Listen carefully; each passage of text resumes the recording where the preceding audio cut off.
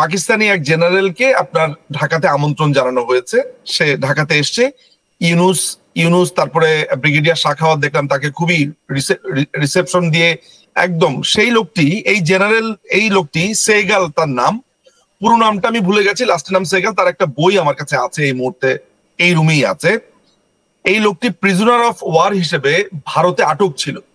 আপনি জানেন যে ভারতে প্রায় 93,000 সৈন্যকে আটক রাখা হয়েছিল তাদের বিচার হবে বলে, এবং 195 জন যে পাকিস্তানি যুদ্ধাপরাধী বলে চিহ্নিত করা হয়েছিল, তাদের মধ্যে একজন এই সেগাল। এই 26শে মার্চের সময় আমি যখন দেখি যে একটা পাকিস্তানি যুদ্ধাপরাধী যে নৃশংস বাঙালিদেরকে বাংলাদেশে 71 সালের 25শে মার্চ কাল রাত্রিতে হত্যা করেছে। আজকে 26শে মার্চ, বাংলাদেশের স্বাধীনতা দিবস। আজকে থেকে কত বছর আগে? এটা 54 বছর আগে, তাই তো?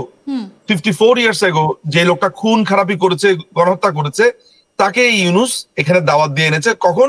এই আমাদের এই মার্চ, এই স্বাধীনতার মাসে। তাহলে আপনি একটা জিনিস বুঝে দেখেন যে এই রাষ্ট্রকে আপনি রাষ্ট্র বলবেন নাকি এই রাষ্ট্রকে আপনি আসলে বলবেন পাকিস্তানি একটা, পূর্ব পাকিস্তানের একটা অংশ। না, আপনার তো আসলে আপনি ডিফারেন্সিয়েট যে করবেন, ডিফারেন্সিয়েটের আপনার মানে ক্রাইটেরিয়া গুলো কি আপনি তো করতে পারছেন না আসলে, তাই তো? ফলে আপনার যে প্রশ্নটা সেটা হচ্ছে যে বাংলাদেশের সাধারণ মানুষের এখন একটা মাত্র চাওয়া, আমি আপনাকে পালস বলছি সাধারণ মানুষের। সাধারণ মানুষ 5ই আগস্টের পরে অনেকেই বিভ্রান্ত হয়েছিল, তারা ভেবেছিল যে আচ্ছা ঠিক আছে, দেখি এরা নতুন, এরা কিছু করতে পারে কিনা, এই ধরনের একটা ব্যাপার।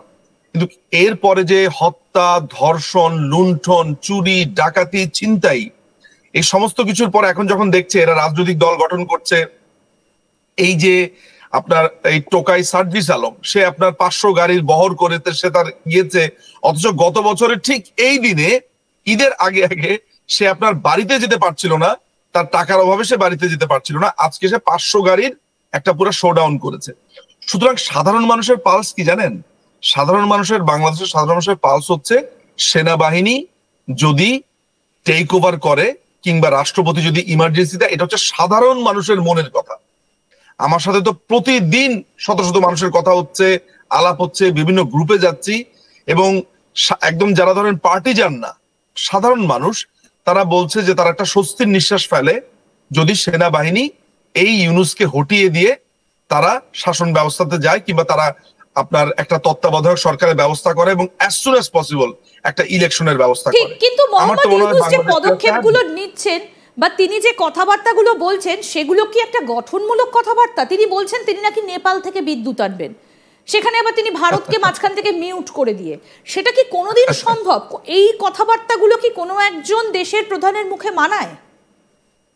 দেখেন, আমি আপনাকে, আপনার মনে আছে আমি আপনাকে আপনার এক প্রোগ্রামে বলেছিলাম, একটা আলাপ করেছিলাম যে ভারতকে আক্রমণ করবার জন্য এই উপদেষ্টার এই মানে এই দখলদার বাহিনীর এক মানে কোন রকমের কি বলে আপনার যার কোনো ছিল না, মানে ডিপার্টমেন্ট ছিল না, মানে উজিরে খামাখা যেটা বলা হয়, তার কোনো পদ ছিল না, তার কোনো পরিচয় ছিল না, কিন্তু উপদেষ্টার নাম এটা হচ্ছে আপনার মন্ত্রণালয় বিহীন উপদেষ্টা মাহফুজ আলম।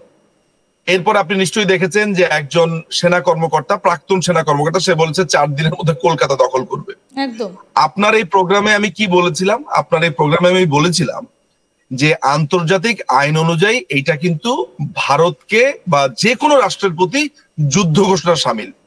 যখন সরকারি পদে বসে কোনো মানুষ বলছে যে ভারতের ম্যাপ চেঞ্জ করে ফেলবে, ভারতকে যুদ্ধ ঘোষণা করবে, তখন এটা সেই দেশের বিরুদ্ধে যুদ্ধ ঘোষণার শামিল। আমি আসছি বিদ্যুতের ঘটনাটা নিয়ে।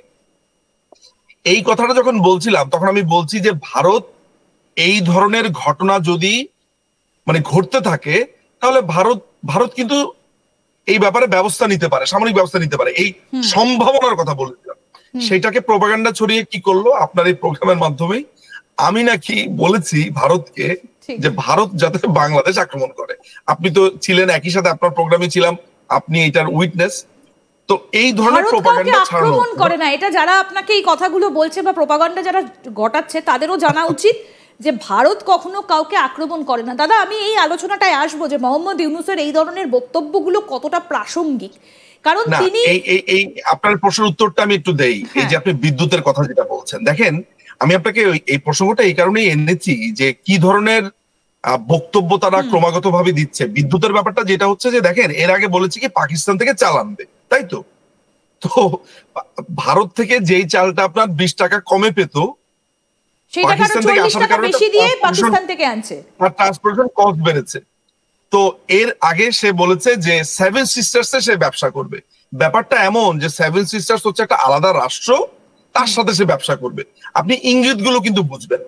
তো এই যে ক্রমাগত ভাবে ভারতকে খোঁচানো, মানে আমার ঠিক কোন রিজনে বাংলাদেশ রাষ্ট্রটি ভারত রাষ্ট্রকে শত্রু রাষ্ট্র হিসেবে বানাচ্ছে, আবার সেই ভারতকে ভারতের প্রধানমন্ত্রীর সাথে একটা অ্যাপয়েন্টমেন্টের জন্য এই এপ্রিলের 3 আর 4 তারিখে যে প্রোগ্রামটাতে, হ্যাঁ, সেখানে নরেন্দ্র মোদীর কাছে তিনি কথা বলতে চান, অ্যাপয়েন্টমেন্ট খুঁজছেন, বারবার আবেদন করা হচ্ছে। দাদা আপনি আমাদের সঙ্গে আসুন, আমাদের সঙ্গে থাকুন, আমরা আসবো এই আলোচনাটায়, বিদ্যুতের প্রসঙ্গে আসবো। এবং এই যে চীনে গেলেন মোহাম্মদ ইউনূস, এই যে উইঘুর মুসলিমদের যে ইতিহাস চীনে, সেটা নিশ্চয়ই আমরা সবাই জানি, কিন্তু তারপরও মোহাম্মদ ইউনূসের এত প্রীতি কেন? একই সঙ্গে শেখ হাসিনা তিনি দেশে নেই, খালেদা জিয়া তিনিও দেশে নেই, মোহাম্মদ ইউনূস ফিরবেন তো? আসুন সেদিকে একটু নজর দিই। প্রথম কথা হচ্ছে যে আমার চায়নার ব্যাপারেও একটা বড় প্রশ্ন আছে, যে চায়না যে এই ডিলগুলো করছে, আপনি খেয়াল করে দেখবেন বাংলাদেশে কিন্তু এফডিআই কমপ্লিটলি বন্ধ। এফডিআই হচ্ছে ফরেন ডাইরেক্ট ইনভেস্টমেন্ট, কেমন কমপ্লিটলি। কারণ হচ্ছে যে বাংলাদেশের সাথে ব্যবসা করবে কে? বাংলাদেশ সরকার নেই, এখানে একটি অবৈধ সরকার আছে যার কোনো সাংবিধানিক অস্তিত্ব নেই। আবারও আপনাকে আমি একটু রিপিট করব যে এখন যে সরকারটা তারা সরকার বলে দাবি করে আছে, আমাদের সংবিধান অনুযায়ী তাদের কিন্তু কোনো ধরনের প্রভিশন নেই। কমপ্লিটলি এটা একটা মার্শাল লর মতো, মার্শাল লর যেমন আইনি ভিত্তি নেই, তেমনি এই সরকারের কোনো আইনি ভিত্তি নেই। আচ্ছা, 1 নাম্বার।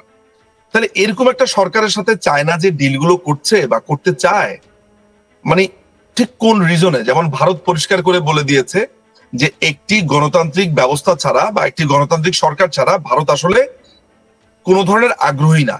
এটা আসলে শত্রুতা না, এটা কোনো বৈরিতাও না, এটা হচ্ছে খুবই স্বাভাবিক একটা প্রক্রিয়া একটা রাষ্ট্রের জন্য, যে আপনার কোন ধরনের সাংবিধানিক কাঠামো নেই, ভবিষ্যতের কোন সরকার এসে যদি বলে যে আপনি যে ডিলটা করেছেন বা করলেন, সেটা কি হিসেবে করলেন, একটা দখলদার বাহিনীর সাথে আপনি করলেন, ফলে এই ধরনের জটিলতা দেখা দিতে পারে, সেটা আলাদা আলোচনা, এগুলো ডিসপিউটেড ম্যাটার। কিন্তু আমার কথা হলো যে চায়না হঠাৎ করে প্লেন পাঠিয়ে আপনার চায়নাতে নিয়ে যাওয়া, সেখানে হঠাৎ করে সে বিনিয়োগের কথাবার্তা বলা, সেগুলো স্বাভাবিকভাবেই অনেক প্রশ্নের দাবি রাখে। আর নিজেকে নোবেল লরিয়েট, শান্তিতে নোবেল পুরস্কার পেয়েছে বলে প্রচার করা, অথচ পুরস্কারটা পেয়েছে আসলে গ্রামীণ ব্যাংক, এবং গ্রামীণ ব্যাংকের হয়ে এই ইউনূস কিন্তু ওই গ্রামীণ ব্যাংকের একটা অংশ হিসেবে তারা আলাদা করে পেয়েছে, গ্রামীণ ব্যাংক এবং ইউনূস বোথ।